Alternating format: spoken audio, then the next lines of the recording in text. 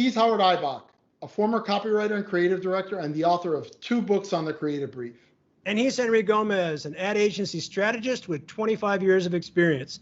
And together, we're the Brief Brothers, having an ongoing conversation about creative briefs, briefing, and advertising.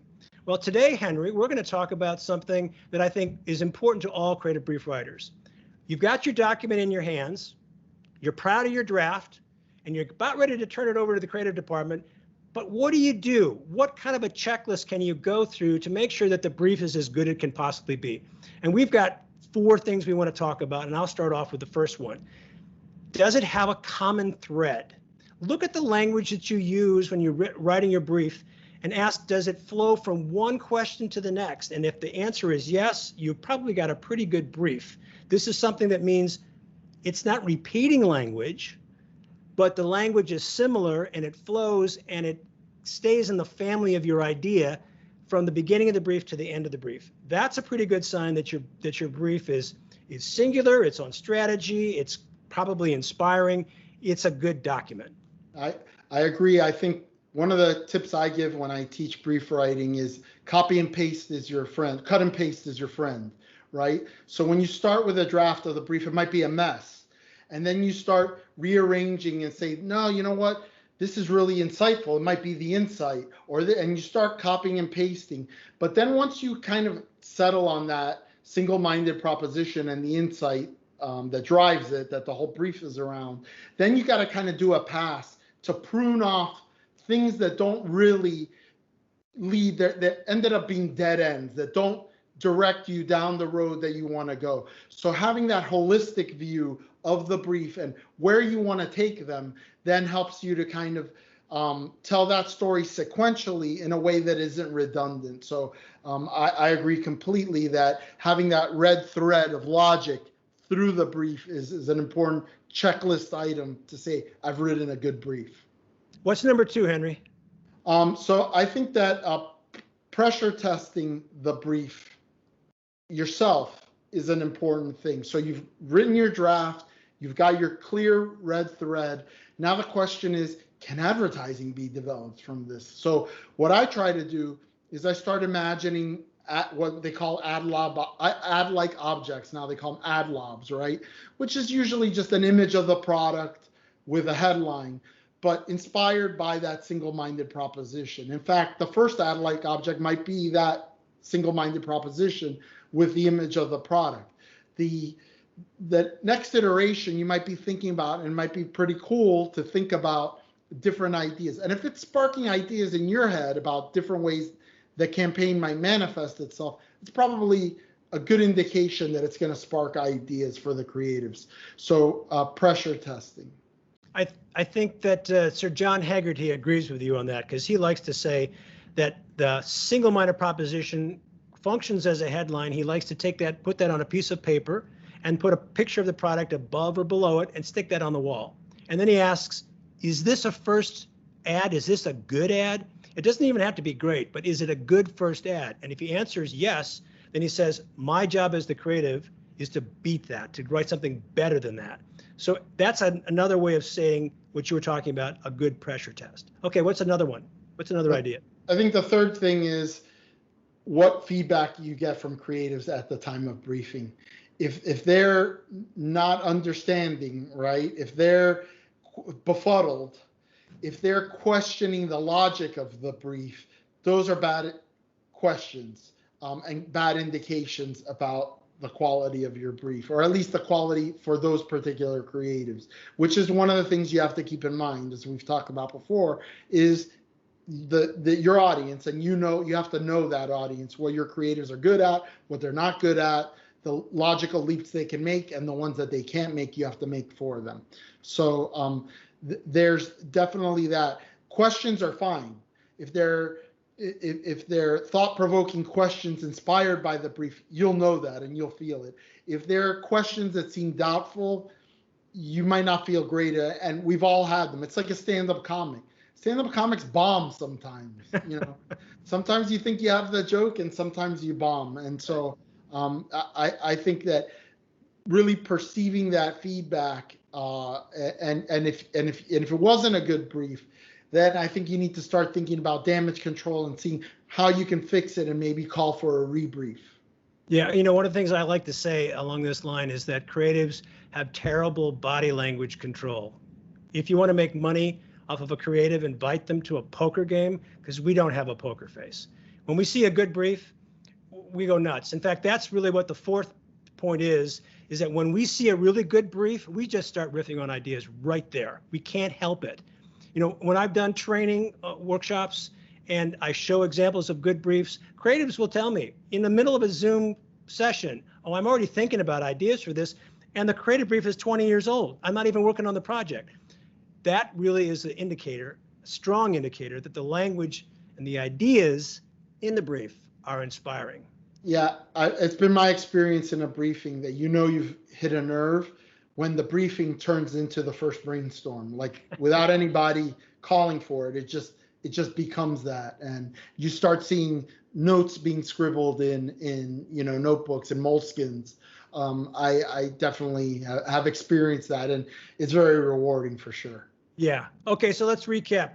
4 things we talked about. Is there a thread that runs all the way through the brief, a logical thread? Number 2 is, does it pressure test? Can you, the brief writer himself or herself, see some ideas from this? Third, when the creatives are looking at the brief for the first time, are they asking smart questions? Are they buying into your thinking? Or are they maybe doubtful about what's going on? And fourth, are they riffing on the ideas? If it's an inspiring brief and they riff on ideas, that's a pretty good indicator. So there it is. We got a checklist, Henry. What do you think? I think we got it down. I think it's time for Miller time. All right. Sounds good to me.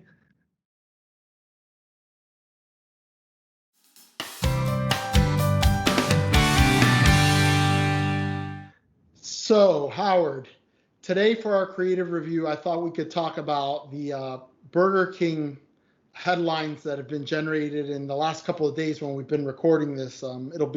We'll drop this episode in a couple of weeks, but it has to do with Burger King's tweet in the UK about women belong in the kitchen and the complimentary print ads that Burger King ran.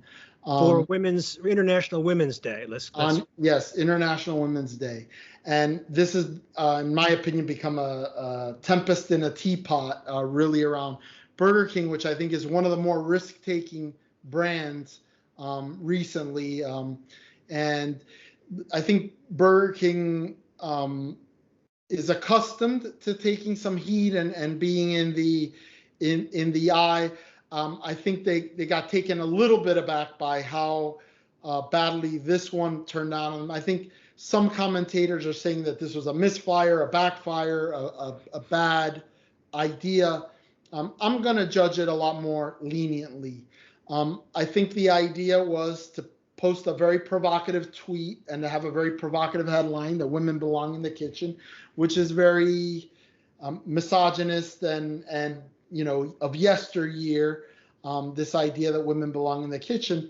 But it's a classic case of a misdirect. They had a larger message that they wanted to get out there, which was that women are underrepresented in the chef positions around the world. Something like 20% in the US of the chef positions are occupied by women. And when it comes to head chef, the body copy of the print ad explains that it's only 7%. So the Burger King Foundation is funding scholarships for women to enter the culinary professions. So, I brought this up because I think that Burger King has done stuff before, activist stuff before. For example, the Proud Whopper was something that they did several years ago, to recognize gay people. And it was a Whopper, it was a regular Whopper with a wrapper that when you opened it up, it said we're all the same inside. So it was really a regular Whopper. They were selling it as this gay pride product. And at the time it was edgy. I mean, you got to think about the fact that I think it was 2014 when the gay marriage was affirmed by the Supreme Court. So it wasn't really, it could be perceived as polarizing, but their heart was in the right place. And the thing that really bothered me about some of the backlash on this Burger King thing is that you really have to want to intentionally misread the communications in order to attribute malice to Burger King. There's no way that Burger King, a company that, as I just said, had a proud Whopper, is going to tweet out something misogynistic for the sake of being misogynistic, without a deeper message, in this day and age on International Women's Day. You really have to want to be outraged to push that outrage button on this, particularly once the conversation in the social media turns to, this is what we mean by this, and it's clear that the debate is happening about women in the culinary professions. So I think that as an advertising profession, we should stand up for the advertisers that take risks, that are willing to use the, by the way, the old techniques of advertising. To me, I thought of immediately was the lemon ad by Volkswagen, probably the second most iconic ad and the most iconic ad campaign ever, right? Which was the whole DDB campaign for Volkswagen during the early 60s and late 50s. And that ad said lemon as the headline, and you could immediately think, wow, they're labeling their car a lemon. And a nervous client might say, we can't do this, but it did the job of drawing you deeper into the discussion and really reading the body copy and saying, oh, this is a car that's been rejected by Volkswagen because their quality control procedures are so good. And so it's the opposite, the exact opposite of what the headline would indicate. And I think that's the case here. So all I would say is, let's give the guys a little bit of a break and understand, by the way, they got a lot of press for this. And in the past, Fernando Machado, their CMO, has talked about talk value, right? How much talk value do these executions have? And this one had a lot. Whether it was truly a mistake or this was all calculated, I think it was pretty calculated, and I think it was pretty brilliant. Well, I agree with you, Henry. And I think this is a classic case of the client being judged guilty and being forced to prove its innocence when it's really the other way around. And when you look at it strictly from a professional advertising creator's point of view, what is our job to begin with? And I ask this fundamental question when I do training all the time. What is the first objective of advertising? And the gut reaction is to say, to sell. And I say, well, that's number two.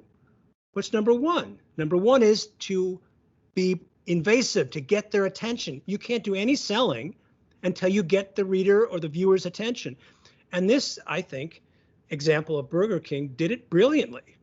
And to blame Burger King for doing what they're required to do to promote a great cause, to promote women in the field of being a chef, and blaming them for doing it in a way that got people's attention and got them to click through and open things up is disingenuous. It's blaming the client for doing what it's supposed to do. But as you hinted at, Henry, there's a small segment of the population out there that is looking to be outraged. They crave the opportunity to be outraged. And at the slightest provocation, they'll hit the button before they think. And I think this is an example. So I tip my hat to Burger King for the very reasons that you pointed out. They have a history of doing provocative stuff. You and I can't sit here as advocates for the creative brief and talk about how important courage and being brave is to write a creative brief and then have an execution of that bravery shot down because it was good. That makes no sense, none whatsoever. Agreed. And I just want to clarify one thing. That's not to say that Burger King's approach is right for every client. I don't think anybody would argue that. But Burger King, this is on brand for them. Yes. To be provocative, to use small investments strategically so that they get talked about in the broader media, in the social media, to create cultural currency. So I think that we need to evaluate this for what it is rather than what some people would like you to believe that it is. I agree. All right, Henry, good stuff. All righty. He's Henry Gomez. And he's Henry Gomez. And together, we're the Brief Brothers, who sometimes talk over each other. See you next time. Jinx. Jinx.